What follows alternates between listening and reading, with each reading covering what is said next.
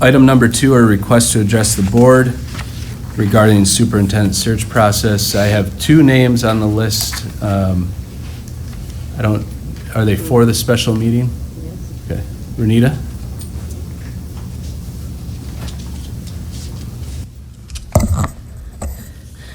Good evening, Renita Bonadies. At the last special meeting, I discussed whether the October 10th special meeting really followed the Open Meeting Act. The president stated that the answer is yes. So I put in a FOIA request to see what communications exist to support the claims made at the past 2 meetings. My request was for all communications containing the words October 10, Oct 10, Special Board of Education meeting, or special meeting from October 6th to the 25th, from email, written documents, or any other social communication source. The only information I received in response were 2 copies of each of the FOIA requests that I submitted, and one of those never even contained any of those terms, and the other was a copy of a document titled Midland Public Schools Boards of Education Superintendent Search Subcommittee Meeting.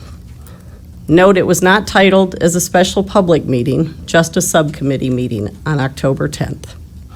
There's no other communication about this supposedly special meeting that was open to the public. No emails between board members, no emails to an administrative person to put up a post about a special meeting on October 10th. And as I stated last month, there is nothing on the MPS website that even comes up as a special meeting on October 10th. If you do a search.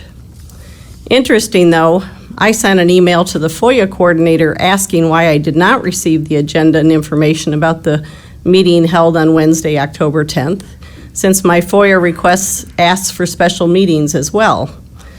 I also sent several emails to the interim superintendent and mentioned October 10th. All of these contain information that would fall within the parameters of my FOIA request.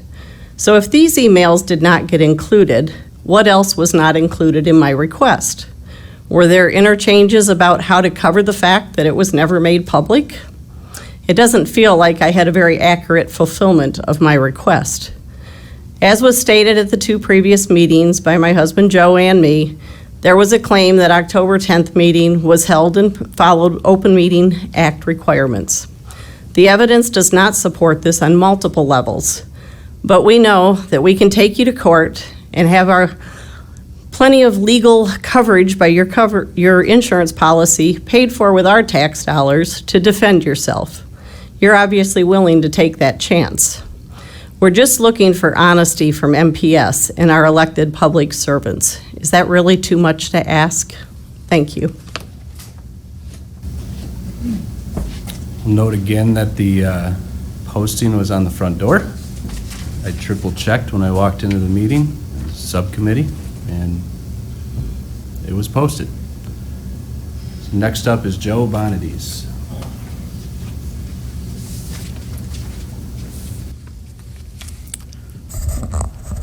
Greetings.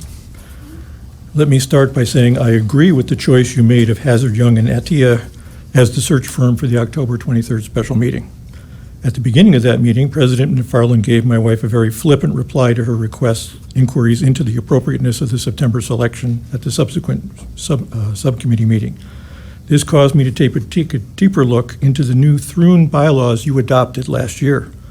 I was amazed to learn that you have exempted yourself from the Roberts Rules of Order, which were part of the previous Neola bylaws package, see section 0161. This explains by when President McFarland looks over at John Lauterbach, a noted Roberts Rules parliamentarian, he says, "I don't know," because you removed the old overriding rules for a new small package. A package Mr. Sharo clearly described as protecting the board better, sort of like the new public comment intimidation paragraphs.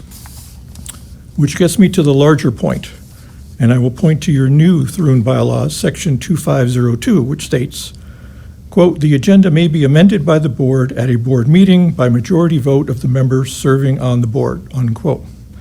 So at the September meeting, when Vice President Phil Roush calmly said, "I'd like to make a motion to have a meeting," that was out of order by your own bylaws, as he went from an update or de facto for information section to a for action event. You did not vote to open the agenda. And ironically, your meeting minutes don't even mention that it would be an open meeting, as Mr. Lauterbach initially and Ms. Ringgold in final shaping of that motion specifically requested. Now, I'm not going to go back and invalidate you're not going to go back and invalidate the contract that resulted from that process. However, the next time you want to beat the public up about that's not in our bylaws, some of us might not take you seriously. I wish the search sub-team, Hazard and Company, and the board good luck in getting a new superintendent. I look forward to the public having an opportunity to provide input into that process. While you are beginning the process, I might mention that it is possible that America has achieved maximum wokeness, and we will be entering the other side of that curve. Consider the Ibram X. Kendi fiasco in Boston as an example. Given this, I would like to see fiscal responsibility be the #1 criteria for the next superintendent, for the sake of sustaining the basics. When the government stops printing money, MPS will need to make some hard decisions.